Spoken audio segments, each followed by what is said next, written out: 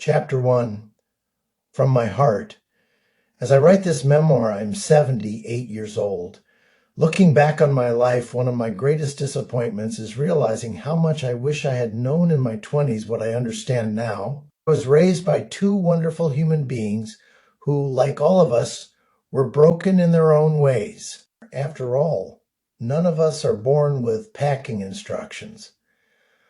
Like my parents, I have made many mistakes. It's my hope that I have learned from them, changed, and grown into a better human being. Today, I can humbly say that I like myself more than I ever have. Over the years, I have come to understand both my existence and my purpose in life. For me, this understanding is rooted in my Christian faith, though I believe many others reach similar conclusions without the framework of organized religion. I call it my circle of life. At the center of this circle is love.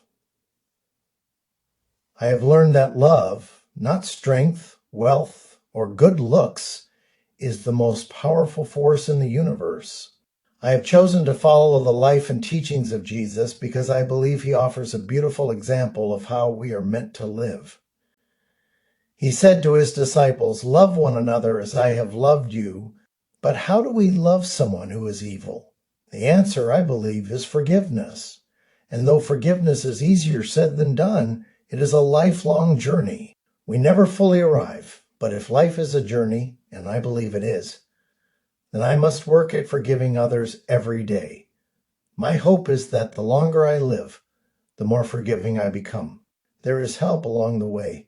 At creation, I believe God established a natural order. One of these laws is the principle of karma. We reap what we sow. It's not just a spiritual truth, but a physical one as well. Plant an apple seed, and you won't get pears. I don't see God as a being of retribution, but as one of mercy and transformation. When I plant bad seeds, God is not punishing me. He is simply established the law of consequences. What I experience is neither reward nor punishment, but the natural result of what I have sown. As I live by this principle, I realize even more. Practicing love and forgiveness humbles me. When I judge or condemn others for their wrongs, I find myself judged and condemned in return. Practicing humility reveals the truth. Compared to the holiness of God, there's not much difference between any of us. A country preacher once said to me, at a time when I was more arrogant than humble, "Ed, there's not a nickel's worth of difference between the best of us and the worst of us. We're all cut from the same cookie dough." The final part of my circle of life as a Christian is summed up in Jesus' call. If anyone would be my disciple, they must deny themselves, take up their cross, and follow me. My heart is heavy because so many of us who call ourselves Christians don't live this out.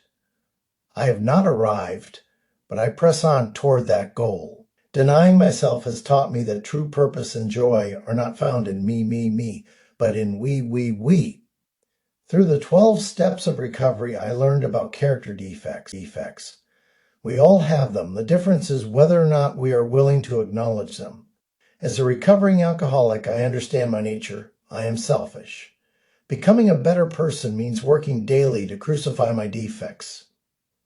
Finally, my faith has evolved toward Jesus' simple invitation. Follow me. He didn't say follow the Bible. He said follow me. Too often we have used the Bible to justify atrocities, slavery, violence, even murder. But Jesus is our model.